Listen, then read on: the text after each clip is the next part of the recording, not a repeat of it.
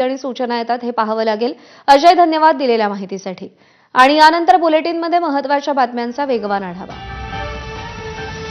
नाशिकच्या जय भवानी रोड परिसरात परप्रांतीय आणि मराठी वाद एकदा समोर आलाय। गाडी शिकणाऱ्या एका परप्रांतीय व्यक्तीनं या भागातल्या एका गाडीला धडक दिली आणि त्यानंतर त्यानं मराठी लोक भंगार आहेत असं म्हणत अरेरावी केल्याचा आरोप आहे। या घटनेची माहिती स्थानिकांनी मनसे पदाधिकाऱ्यांना दिली। समज देतानाही परप्रांतीय व्यक्ती अरेरावी करत मराठी बोलण्यास नकार देत असल्यानं मनसे पदाधिकाऱ्यांनी त्याला चांगलाच चोप दिला। मराठा आंदोलक मनोज जरांगे पाटील यांचं मुंबईतील 29 ऑगस्टचं आंदोलन सुरू होण्यापूर्वी महाराष्ट्र सरकारकडून मराठा आरक्षणासंदर्भात हालचाली करण्यात आल्याचं चित्र आहे। मराठा समाजाच्या आरक्षणासंदर्भातील विविध मागण्यांसाठी मुंबईतील आझाद मैदानावरती आंदोलन केलं जाणार आहे आणि त्या संदर्भातली तयारी आणि बैठका विविध ठिकाणी सुरू आहेत। या पार्श्वभूमीवर मनोज जरांगे पाटील यांना पाठिंबा देण्यासाठी सकल मराठा समाजानं नाशिक आणि जालन्यामध्ये बैठकीचं आयोजन केलंय। या बैठकीत मुंबईत होणाऱ्या आंदोलनात त्या जिल्ह्यातील मराठा समाज किती कार्यकर्त्यांसह सहभागी होईल, कोणती मदत करता येईल यावरती चर्चा होणार आहे। मुकुल कुलकर्णी आपले प्रतिनिधी आपल्याला या सगळ्या संदर्भात अधिक अपडेट देतील। मुकुल, कशा पद्धतीने रणनीती आखली जाते दोन्ही बाजूंकडून?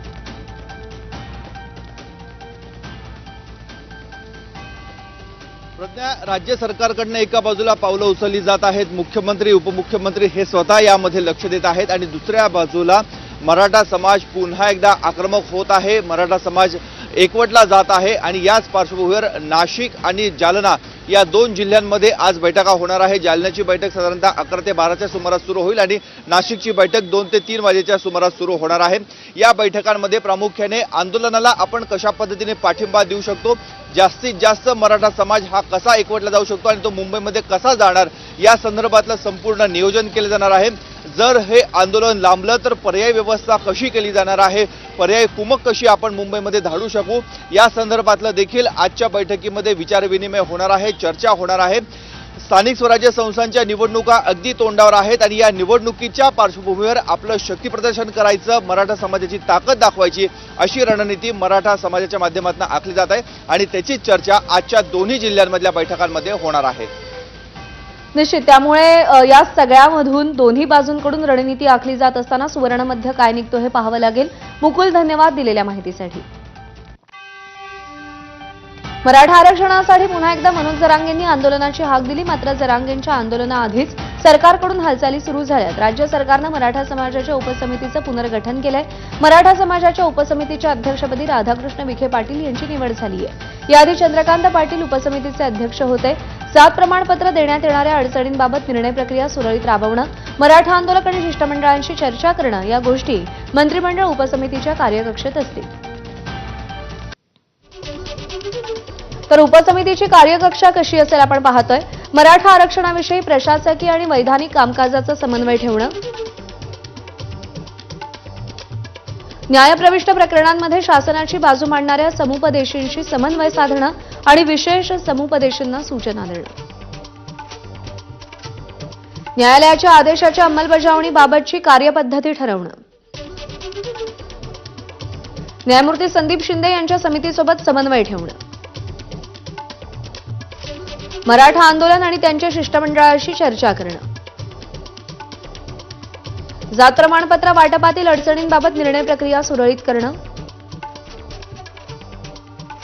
मराठा समाजासाठी राबवण्यात येणाऱ्या योजनांच्या अंमलबजावणीचा आढावा घेणं। तर उपसमितीचे सदस्य कोण आहेत आपण पाहतोय। राधाकृष्ण विखे पाटील, चंद्रकांत पाटील, गिरीश महाजन, दादा भुसे, उदय सामंत, शंभूराज देसाई, आशिष शेलार, शिवेंद्रराजे भोसले, माणिकराव कोकाटे, मकरंद जाधव, बाबासाहेब पाटील,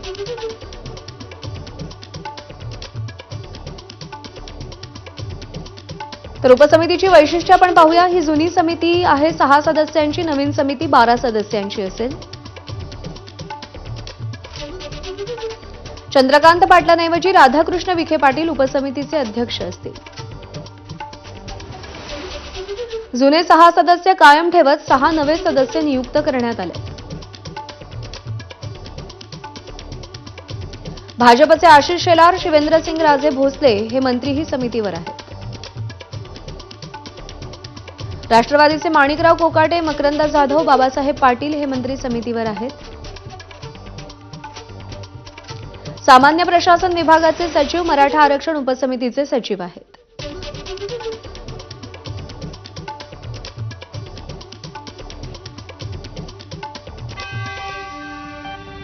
माजी कृषी मंत्री माणिकराव कोकाटेंनी रोहित पवारांना मानहानीची नोटीस पाठवली आहे. रोहित पवारांनी एक्सपोज करत ही माहिती दिली आहे. कोकाटे साहेब, तुमचा काळ आला होता पण वेळ आली नव्हती. मानहानीची एवढी काळजी होती तर पत्ते खेळलेच कशाला, असा सवाल रोहित पवारांनी केलाय. कुंभमेळ्यासाठी भुजबळांनी घेतलेल्या आढावा बैठकीवरूनही सुहास कांदेंनी भुजबळांवर निशाणा साधलाय. कुंभमेळ्याचा मलिदा खाण्यासाठी भुजबळांची उठाठेव असल्याची खोचक टीका सुहास कांदेंनी केली आहे. मी इथे पालकमंत्री म्हणून आलो नाही, पण मंत्री म्हणून जे आहे कुठली कामं काय होतात ते समजून घेण्याचा माझा अधिकार आहे. मागचे 2 कुंभमेळे आपण केले, त्याच्यामध्ये खूप म्हणजे फ्लायओव्हरपासून गुरुकुलपासून कपिलेश्वर रस्ते, वेगवेगळे रस्ते, अनेक कामं आपण केली. या सगळ्या गोष्टी ज्या आहेत माहितीप्रमाणे, ज्ञानाप्रमाणे, अनुभवाप्रमाणे त्यांना शेअर केलं. मला वाटतं भुजबळ साहेबांनी आपलं स्वतःचं खातं बघावं आणि त्याच्यावर अंकुश ठेवावा. भुजबळ साहेबांनी जिल्हाधिकारी कार्यालयामध्ये जी मीटिंग घेतलेली आहे, प्रोटोकॉल प्रमाणे मंत्र्यांनी बोलावल्यावर यावं लागतं, परंतु ह्या मीटिंगला काही अर्थ नाही, काही तथ्य नाही. मला वाटतं त्या मीटिंगच्या माध्यमातून त्यांनी कॉन्ट्रॅक्टरना सांगितलंय की तुम्ही बाबांनो भुजबळ फार्मवर या, माझं काय असेल ते द्या आणि मग तुम्ही टेंडर भरा. ही खरी कॉन्ट्रॅक्टरना हिंट होती. नवी मुंबईतील सिडकोच्या घरांच्या किमती कमी करण्यासाठी मनसे पुन्हा एकदा मैदानात उतरली आहे. यंदा 26,000 घरांची लॉटरी काढण्यात आली आहे. मात्र घरांच्या किमती भरमसाठ असल्यामुळे सोडतधारकांनी आपली घरं रद्द केली आहेत. उपमुख्यमंत्री एकनाथ शिंदे सिडकोच्या घरांच्या किमतीबाबत कोणतीही बैठक घेत नाहीत. त्यामुळे मनसे प्रवक्ते गजानन काळे यांनी आता ठाण्यातील उपमुख्यमंत्री एकनाथ शिंदेंच्या निवासस्थानी घेराव घालण्याचा इशारा दिलाय. दरम्यान 2 दिवसात निर्णय न झाल्यास मनसे आक्रमक पवित्रा घेणार असल्याचंही त्यांनी म्हटलंय. जर पुढच्या 2 दिवसात ही बैठक घेऊन 26,000 सिडको सोडतधारक यांच्या घरांच्या किमती 20 ते 30% कमी झाल्या नाहीत तर खासदार नरेश मस्के असतील, एकनाथ शिंदे साहेबांच्या ठाणे इथले निवासी नाहीतर वर्षा बंगल्यावर जायला ऐन गणपतीत महाराष्ट्र नवनिर्माण सेना आणि सिडको सोडतधारक कमी करणार नाहीत. बेस्ट पतपेढीच्या निवडणुकीतील पराभवाची जबाबदारी स्वीकारत सुहास सामंत यांनी पदाचा राजीनामा दिला. सुहास सामंत हे ठाकरेंच्या शिवसेनेचे बेस्ट कामगार सेनेचे अध्यक्ष असून त्यांनी उद्धव ठाकरेंना पत्र पाठवून राजीनामा दिलाय. बेस्ट पतपेढीच्या निवडणुकीमध्ये ठाकरेंची शिवसेना आणि मनसे युतीत लढूनही त्यांना मतांचा भोपळा फोडता आला नाही, तर दोन्ही ठाकरेंच्या उमेदवाराचा पराभव करत भाजपच्या शशांक राव यांचा विजय झालाय. वाशीतील विष्णुदास भावे नाट्यगृहात वनमंत्री गणेश नाईक यांच्या जनता दरबारात महापालिका उपायुक्त संघरत्ना खिलारे यांना भावनिक प्रसंगातून रडू कोसळलं. मनसेनं यावर प्रतिक्रिया देत हे भूषणावह नसल्याचं म्हटलंय. काही महिन्यांपूर्वी महापालिका शाळेच्या सहलीमध्ये 14 वर्षीय आयुष सिंग याचा मृत्यू झाला होता आणि यानंतर मनसेनं चौकशीची मागणी केली होती. यामुळे सहल आयोजित केलेल्या ठेकेदाराचं बिल थांबवलं होतं. हे बिल देण्यासाठी भाजपचे पदाधिकारी संघरत्ना खिल्लारे यांच्यावरती दबाव आणत असल्याचा आरोप मनसेनं केलाय. एका मुलाचा मृत्यू झालाय सहली दरम्यान, त्याची चौकशी पूर्ण झालेली आहे म्हणून बिलाचा तगादा कंत्राटदार लावतोय आणि त्याच्यासाठी तो मुद्दा घेऊन सन्माननीय गणेश नाईक साहेबांकडे लोक येत आहेत, त्यांचे नगरसेवक येत आहेत आणि शिक्षण उपायुक्त रडतात. हे चित्र नवी मुंबईसाठी आणि नवी मुंबईकरांसाठी निश्चितच शोभनीय नाही. पाकिस्तानसोबत क्रिकेट खेळण्यावरून संजय राऊतांनी केंद्राला सवाल केलेले आहेत. पंतप्रधान नरेंद्र मोदींना पत्र लिहून प्रश्नांची सरबत्ती त्यांनी केली आहे. भारत-पाक सामन्यातील सट्टेबाजीचा भाजपला फायदा होतो का, असा सवाल त्यांनी केलेला आहे.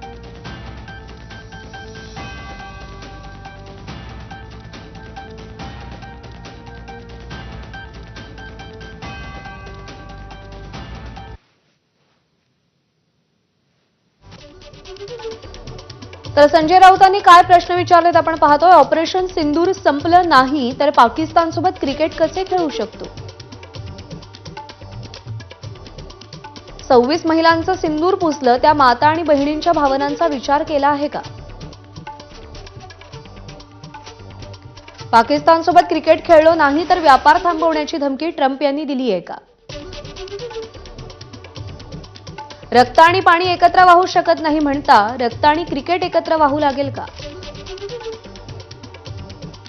भारत पाक सामन्यातील सट्टेबाजीतून भाजपला मोठी आर्थिक उलाढाल होते का?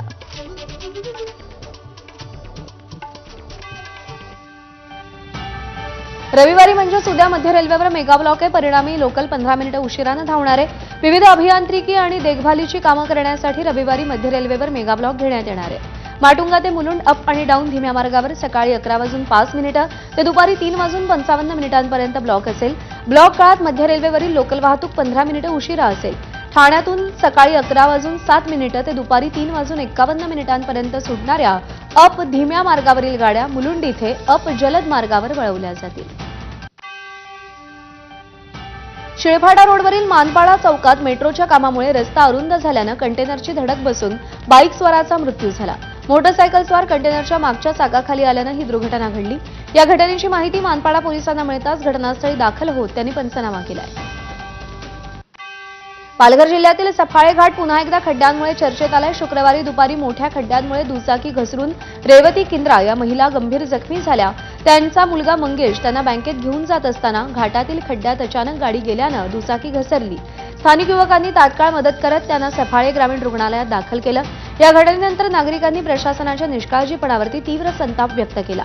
वारंवार खड्डे बुजवण्याची मागणी करून देखील प्रशासन लक्ष देत नसल्यानं नागरिकांमध्ये संतापाचं वातावरण पाहायला मिळालं.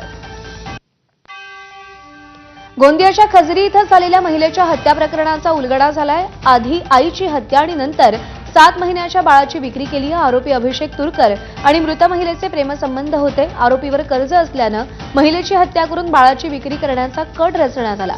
19 दिवसानंतर पोलिसांनी आरोपीला बेड्या ठोकल्यात, तर बाळाची खरेदी करणाऱ्या 7 आरोपींना अटक करण्यात आली आहे.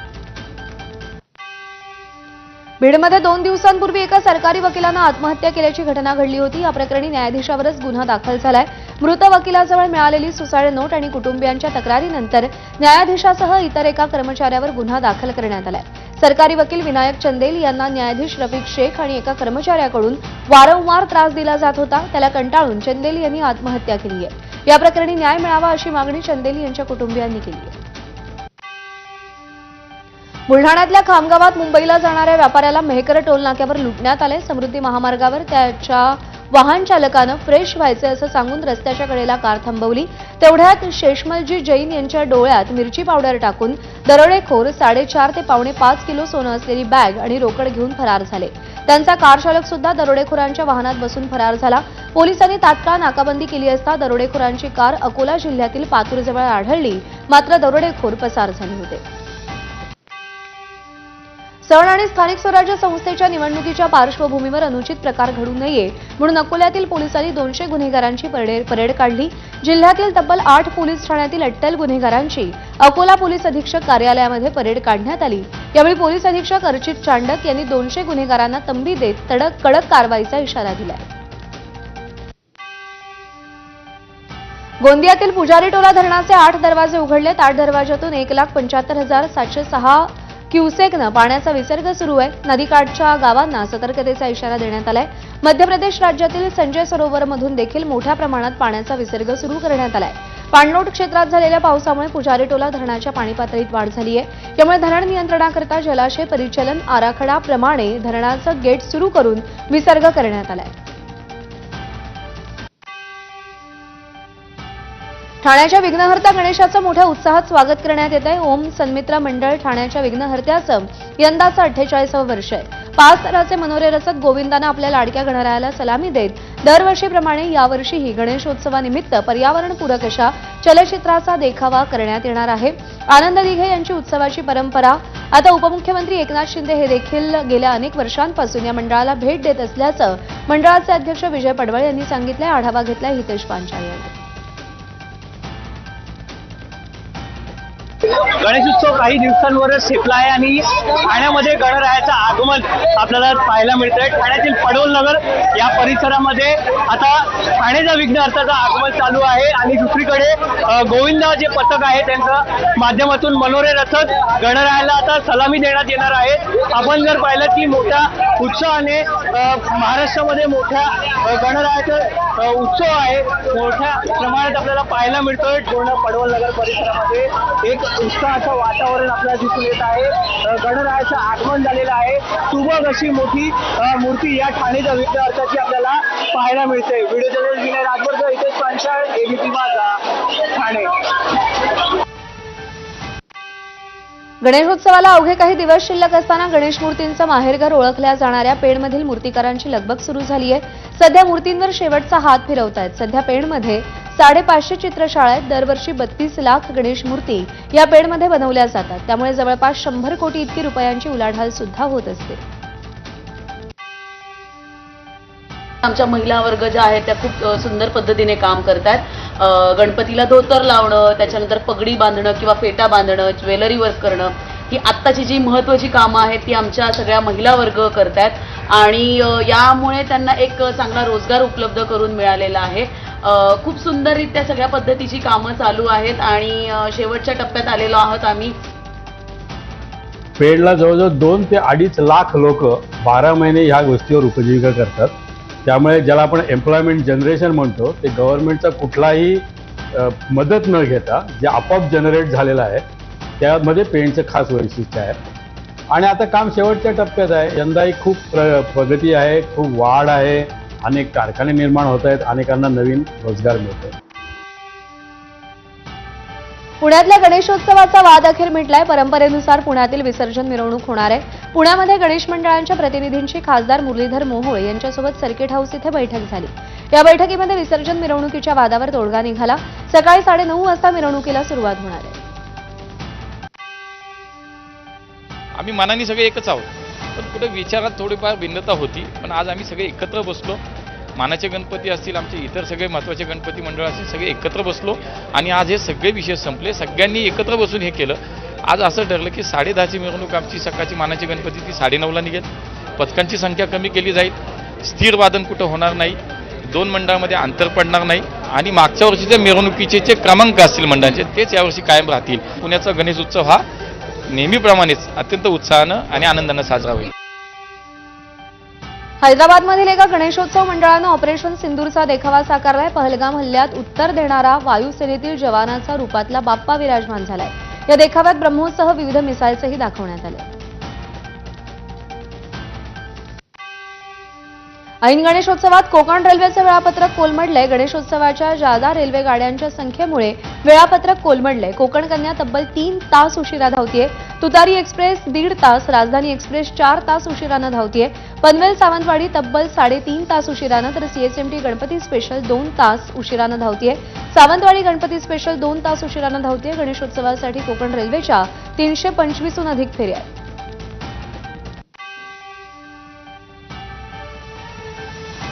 देणार नाही. पालिका अधिकाऱ्यांसोबतच्या बैठकीत रवींद्र वायकर यांनी असा इशारा दिलाय. लवकरच मुख्यमंत्री आणि उपमुख्यमंत्र्यांसोबत चर्चा करणार असं वायकर म्हणालेत.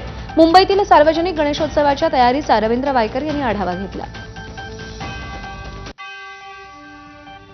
त्या बाजूला आम्ही गणपती विसर्जन करतो आणि दुसऱ्या बाजूला हा संपूर्ण ड्रेनेज हा तिथेच टाकतोय आणि या दृष्टीमध्ये मी केंद्रामध्ये देखील पत्रव्यवहार केलं, राज्याच्या पत्र केलं आणि मुंबई कॉर्पोरेशन मध्ये घेतलंय आणि मग आता बैठक देखील घेतोय. माननीय मुख्यमंत्री, उपमुख्यमंत्री आणि कमिशनर यांच्याबरोबर देखील आता थोड्या दिवसात म्हणजे 20 तारखेला वगैरे बैठक घेतोय मी. त्यामध्ये हा इथे एसटीपी बसवणे अत्यंत गरजेचं आहे. ऐन गणेशोत्सवावर पावसाचं सावट आलंय. पुढचे काही दिवस मुसळधार पाऊस होण्याची शक्यता हवामान विभागानं वर्तवली आहे. येत्या बुधवारी म्हणजेच 27 ऑगस्टला गणेशोत्सवाला सुरुवात होतीये आणि ऐन गणपती आगमनावरती पावसाचं सावट आलंय. पुढील 7 दिवसात कोकण, गोवा, मध्य महाराष्ट्रात मुसळधार पाऊस होण्याची शक्यता वर्तवली जाते.